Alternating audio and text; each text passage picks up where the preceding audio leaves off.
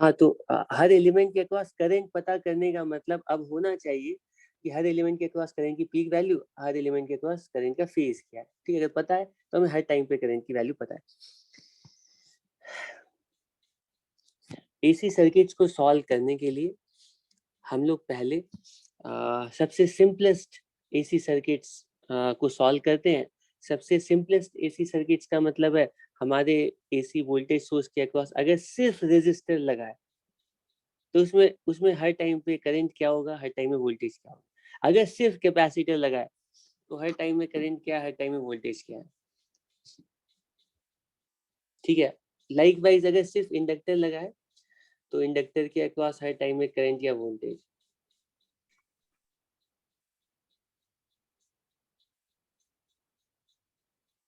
ठीक है, तो हम लोग एक एक करके तीनों एलिमेंट्स लेते हैं और उनके लिए डिस्कस करते हैं।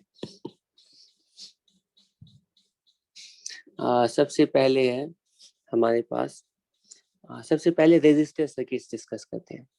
Resistor circuit, pure resistor circuit.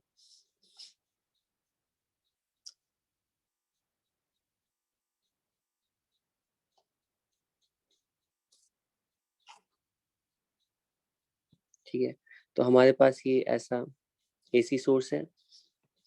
ठीक है, और यहाँ पे हम कनेक्ट कर देते हैं एक रेजिस्टर।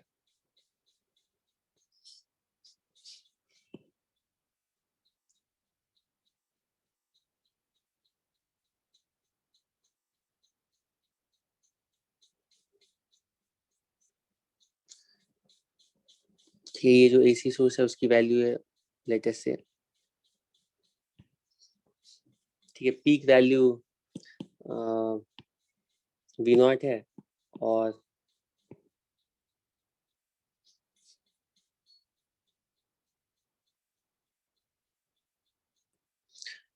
ओमेगा एंगुलर फ्रीक्वेंसी है। ठीक है, और जो हमारा वोल्टेज सोर्स है, ठीक ऐसा वोल्टेज सोर्स दिया गया है जो कि ओरिजिन से स्टार्ट हो, मतलब इसका जो इनिशियल फेज है ना जीरो, मतलब जिस टाइम मतलब टी इक्वल जीरो पर वोल्टेज के अक्रॉस जीरो वोल्टेज है।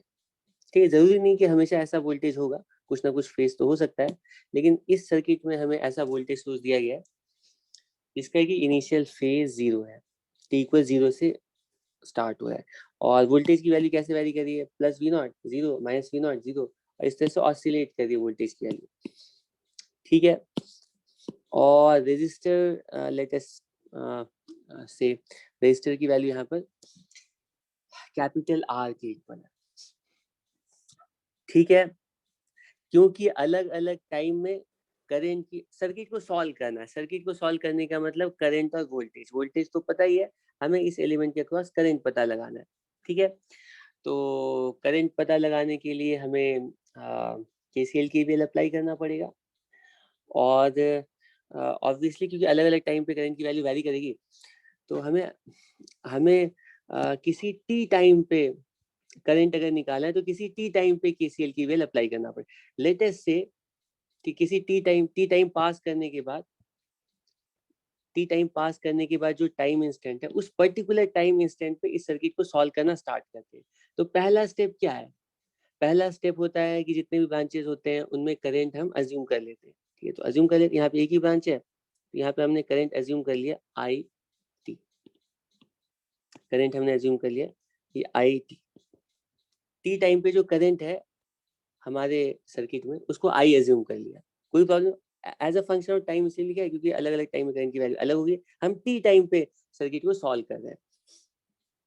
ठीक है, ठीक है, तो एक ही ब्रांच था तो करंट अज्यूम कर लिया।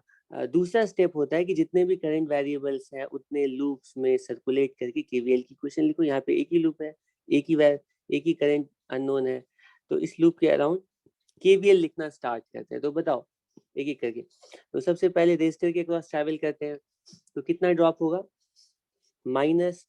ध्यान रखना है कि मैं टी टाइम पे, ठीक है, केवीएल अप्लाई कर रहा हूँ, तो टी टाइम पे जो करंट है मल्टीप्लाइड बाय रेजिस्टेंस।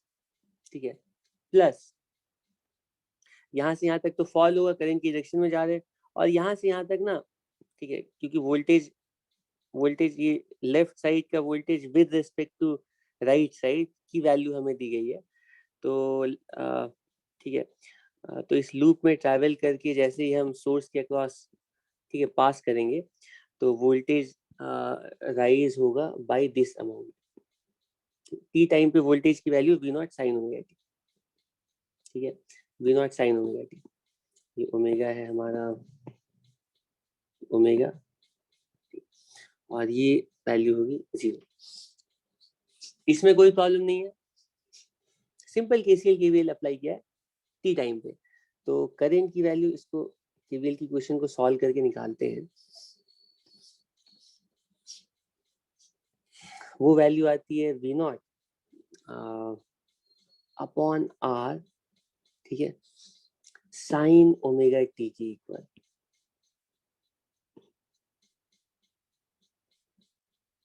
ठीक है। और ये जो एक्सप्रेशन है करंट का, इसको हम सिंप्लीफाई कर सकते हैं। ये वाला जो टर्म है ना, ये करंट की पीक वैल्यू होगी, तो इसको हम लिखेंगे आई इक्वल्स आई नॉट, ये जो करंट की जो पीक वैल्यू, उसका कुछ नाम रख देते हैं, क्या नाम रखेंगे, आई नॉट, ठीक है, साइन ओमेगा। तुम यहाँ पे खुद से देख सकते हो कि जो चीज हम लोग पहले से प्रेडिक्ट करके चले थे, लॉजिकली गेस करके चले थे, मैथमेटिक्स भी सेम रिजल्ट दे रही है कि ऐसे एसी सर्किट के अक्रॉस रेजिस्टर के अलोंग करंट की वैल्यू टाइम के साथ बिल्कुल साइनसॉइडली ही वैरी करेगी, और सेम फ्रीक्वेंसी के साथ करंट की वैल्यू भी साइनसॉइडली ऑसिलेट करेगी जिस फ्रीक्वेंसी का सोर्स लगा हुआ है। बिल्कुल साइन फंक्शन की तरह करंट की वैल्यू भी टाइम के साथ ऑसिलेट करेगी। करंट की वैल्यू जो है ना, इस सर्किट में करंट की वैल्यू टाइम के साथ इस तरह से ऑसिलेट करती रहेगी, ठीक है, ठीक है। तो क्योंकि साइनसॉइडल करंट आ रहा है, तो साइनसॉइडल करंट के लिए हमें दो चीजें बतानी है। सबसे पहले तो हम एक काम करते हैं कि करंट की वैल्यू को प्लॉट कर लेते हैं as a function of time, मतलब टाइम के साथ थोड़ा सा तुम्हें अंदाजा हो जाएगा देख करके कि टाइम के साथ वोल्टेज कैसे वैरी कर रहा है और करंट कैसे वैरी कर रही है। ठीक है, वोल्टेज हमारा कुछ यूं इस तरह से मान लो, वोल्टेज कुछ इस तरह से वैरी कर रहा है, ठीक है, ये पॉजिटिव साइकिल हो गया वोल्टेज का, ये v nought sine omega t है, ठीक है। इनिशियल फेज वोल्टेज का 0 है, और हम देख सकते हैं कि अगर हम रेजिस्टर के अक्रॉस कोई एसी वोल्टेज सोर्स कनेक्ट करते हैं तो रेजिस्टर के अक्रॉस करंट साइनसॉइडल तो आता है, लेकिन करंट साइनसॉइडल तो आता है लेकिन करंट बिल्कुल वोल्टेज के साथ साथ सेम फेज में ऑसिलेट करता है। मतलब स्टार्टिंग में वोल्टेज 0 है तो करंट भी 0 है, और जब वोल्टेज मैक्सिमम हो रहा है तब करंट भी मैक्सिमम हो रहा है। तो वोल्टेज के बीच में और करंट के बीच में कोई फेज डिफरेंस नहीं है। रेजिस्टर के अक्रॉस हम बोलते हैं कि करंट और वोल्टेज हमेशा सेम फेज में ऑसिलेट करते हैं, ठीक है। और पीक वैल्यू ऑब्वियसली अलग अलग होगी, तो ये पीक वैल्यू वोल्टेज की लेटर से वी नॉट है, और करंट की जो पीक वैल्यू इसको आई नॉट, ठीक है, वो रेजिस्टेंस पे डिपेंड करेगी, उसी के अकॉर्डिंग ये वैल्यू स्केल हो जाएगी।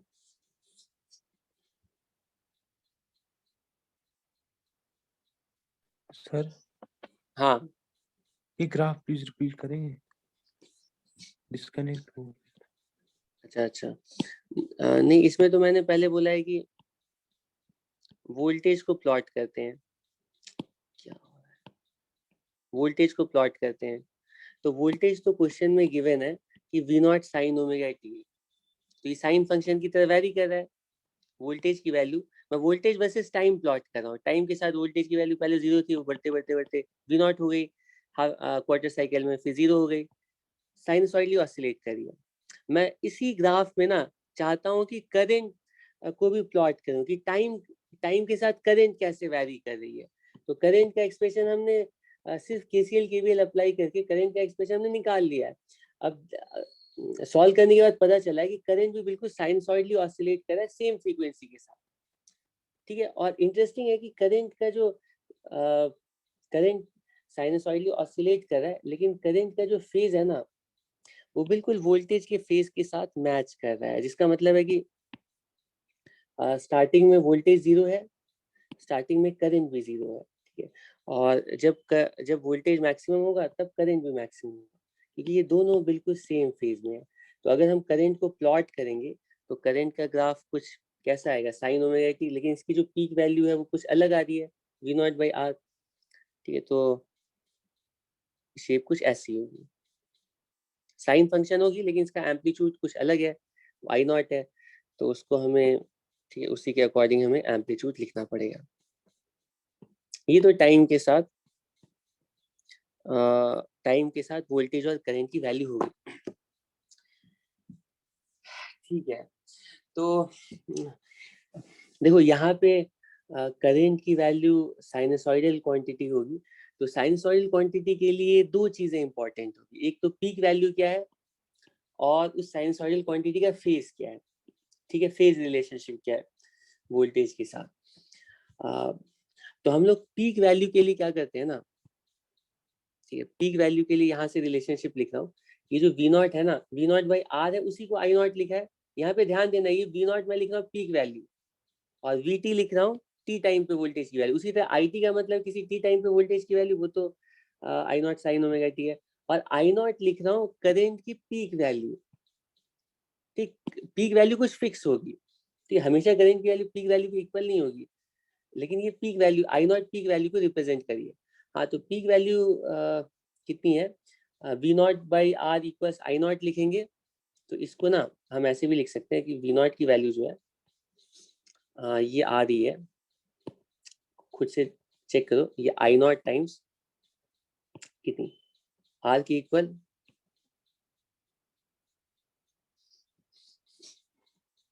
और यहाँ पर वी नॉट क्या है, यहाँ पर वी नॉट क्या है, तो बहुत लोग इसको ओम्स लॉ से मतलब सोचते हैं एसी में वैसे ही हम ओम्स लॉ लगा रहे हैं। तुम्हें ध्यान रखना है कि करंट और वोल्टेज का रिलेशनशिप क्या होगा, वो तो हमें केसीएल केवीएल अप्लाई करके पता चलेगा, वो अप्लाई करते हैं।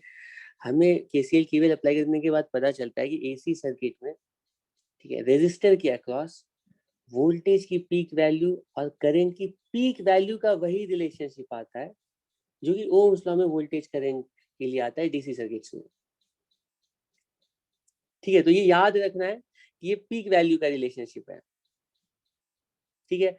तो अगर हमारे पास प्योर रेजिस्टर सर्किट है, तो उस प्योर रेजिस्टर सर्किट में करंट की पीक वैल्यू कितनी होगी, अगर वोल्टेज की पीक वैल्यू पता है तो ऐसे निकाल सकते हैं, या अगर करंट की पीक वैल्यू पता है तो वोल्टेज की पीक वैल्यू क्या होगी, वो इससे निकाल सकते हैं, ठीक है। तो ये तो करंट की पीक वैल्यू निकालने के लिए हमने ये रिलेशनशिप बना लिया। और करंट का फेज क्या होगा, तो एक काम करते हैं ना, किसी भी साइनसॉइडल क्वांटिटी की फेज को प्रॉपरली रिप्रेजेंट करने के लिए हम फेजर ड्रॉ करते हैं। तो लेट अस से वोल्टेज फेजर को ड्रॉ करते हैं।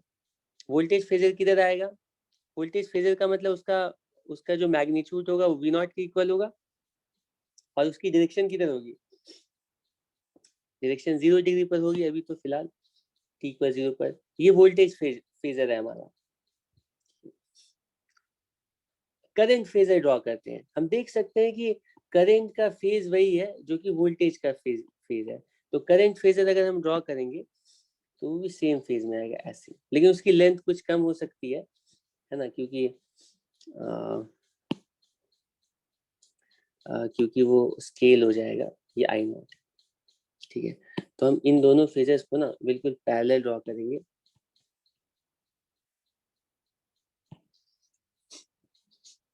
ये रेजिस्टर सर्किट की कंप्लीट स्टोरी है।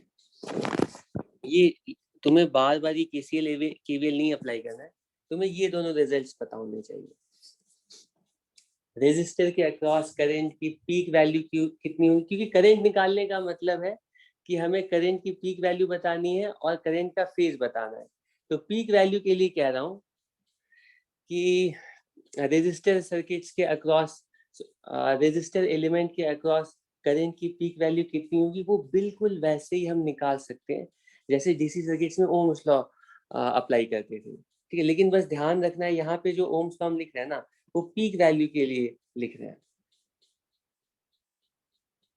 ठीक है, तो ये ओम्स लॉ अप्लाई करके मैं यहाँ पे भी ओम्स लॉ ये मेंशन कर रहा हूँ, एसी वाला ओम्स लॉ। ठीक है, लेकिन ये पीक वैल्यू को रिलेट कर रहा है, तो हम ओम्स लॉ की हेल्प से रेजिस्टर के अक्रॉस वोल्टेज की पीक वैल्यू क्या होगी बता सकते हैं, और ये फेजर की हेल्प से करंट का फेज क्या होगा बता सकते हैं। ठीक, अब हम इसी तरह से कैपेसिटर सर्किट के लिए कैपेसिटर एलिमेंट के अक्रॉस करंट की वैल्यू निकालना चाहते हैं। करंट की पीक वैल्यू कितनी होगी, करंट का फेज क्या होगा। ठीक है, तो अब मुझे बताओ कि तुम्हारे पास है टाइम?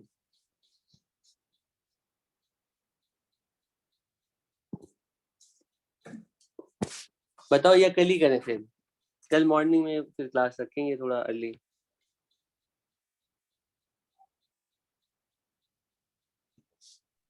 हाँ सर मॉर्निंग में। ठीक है, ठीक है, तो इसको रिवाइज कर लेना, फिर कल की क्लास में डिस्कस करते हैं।